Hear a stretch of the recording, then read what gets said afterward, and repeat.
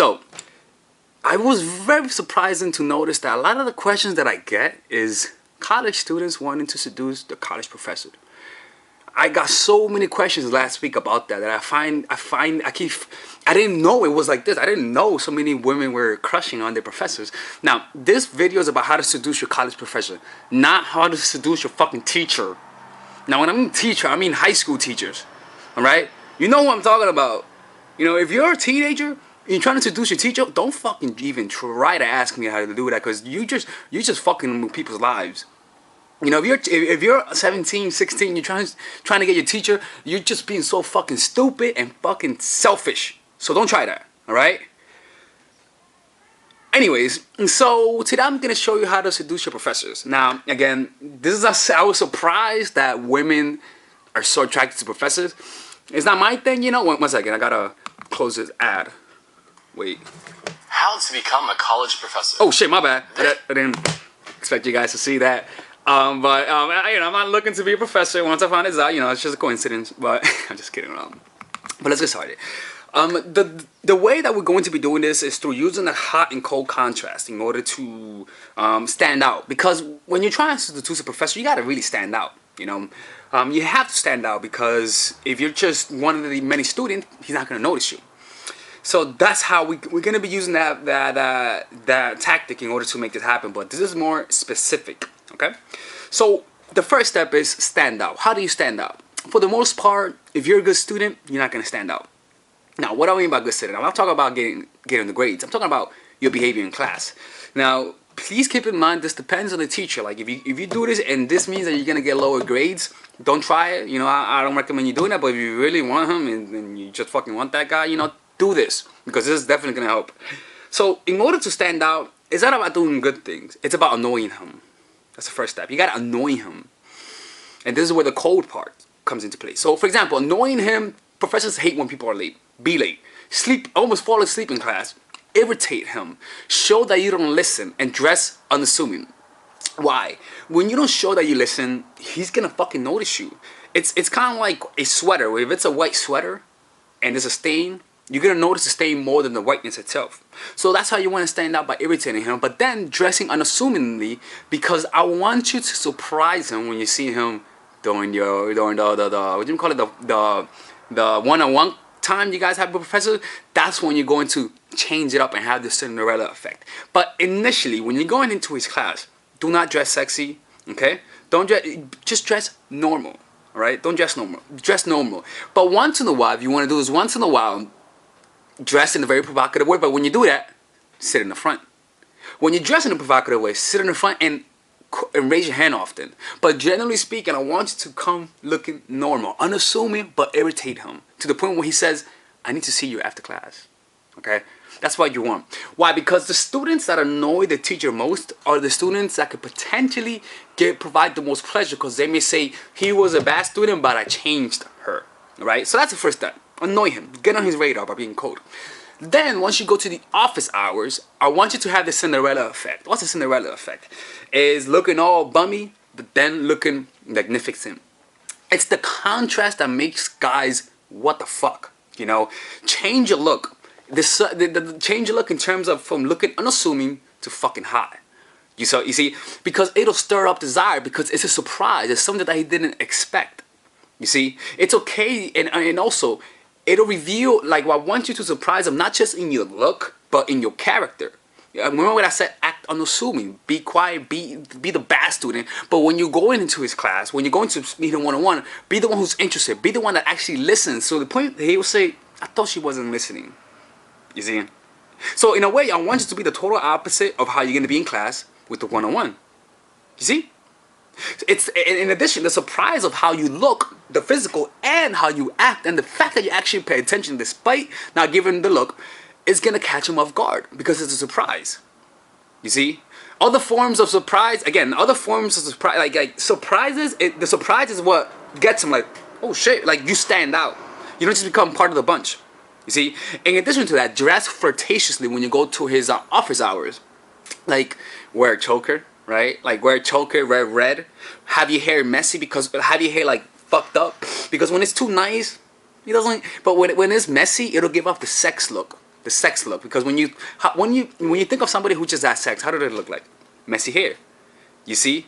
Talk, in addition, use your voice. Talk as though you almost woke up but haven't yet gotten out of bed. Like, yes, professor, like, I don't know how to do this. Like, talking like that, you know, like giving the, oh my goodness, like that, like chilled kind of sound, right? A silky voice, like like that, right? And looking all, and again, you're gonna give out that effect. Again, what's really working here is not how you look in that moment, but the contrast to how you are in class, right? So show, again, so once you're in class, right, I want you to ask for help and act selectively ignorant. So I don't want you to act as though you don't listen. I want you to act like you really know your shit. But there's one thing that you're struggling.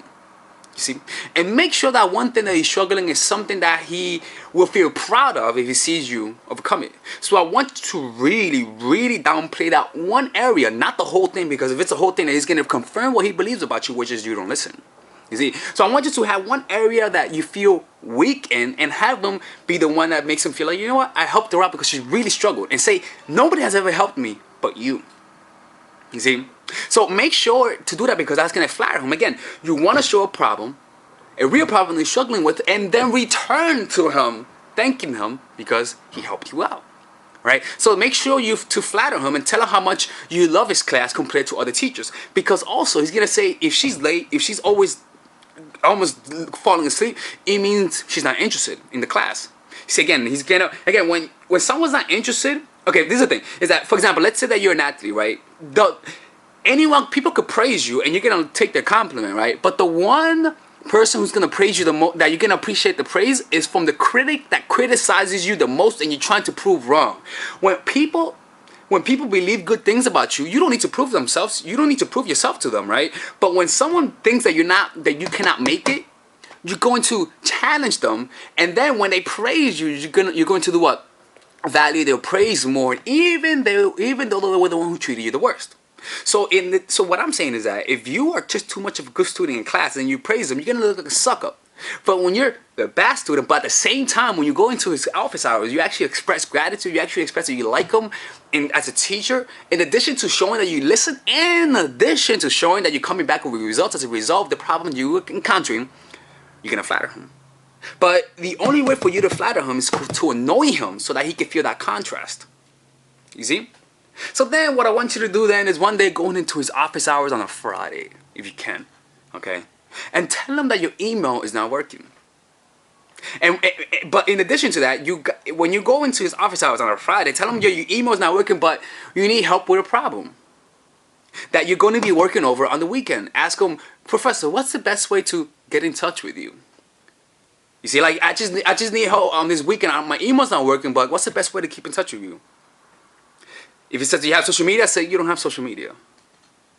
And then just, you know, so look, just, can I text you in this weekend, like just the weekend, just to, in case I need help with this problem? Because again, you're actually going for him to help with this problem, right? And teachers like when students are initiating, right? So you do that, okay? And he's gonna give it to you, most likely. If he doesn't give it to you, then he may not like you. But if he's wondering, like, what the fuck is this? Like, is he asking for my number?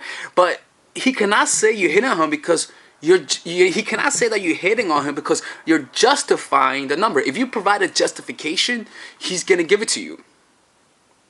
You see? Provide a justification. Say, I need help. My email's not working. What's the best way to keep in touch with you? Because I really need help with this, and I can't hit you up. See, so that's how you get the number, right?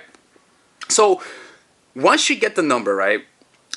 Text him, hey professor, look, thank you so much for this. Look, it's actually, is this right? Just send him like a screenshot. Is this right? He's gonna see it, and you're gonna thank him a lot for that. So once you thank him, I want you to thank him in a way that not just thank you, but as a gift.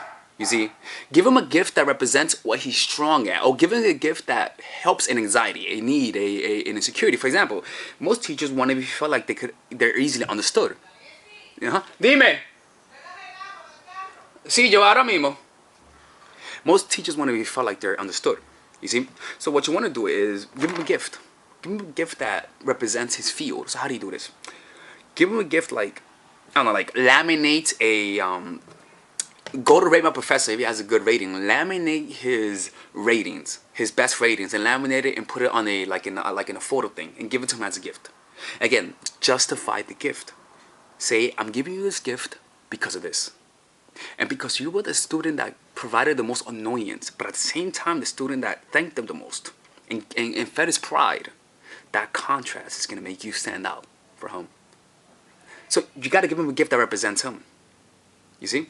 So after classes are over and you guys are done and you guys finished, what do you do next?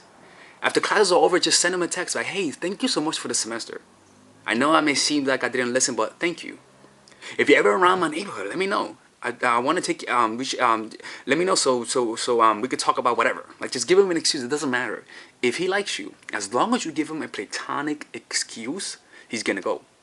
And as long as you keep sex underneath the surface, like you know what you're doing, and he's gonna feel it. If he meets you after class is over and now in a professional setting, you have him there. You see, it's very interesting. Just don't snitch on him. Don't snitch on him, right? That's pretty much it. That's how it's done. You know. Anyways, it's Alex from mindforattraction.org. If you need one-on-one coaching, let me know. Goodbye.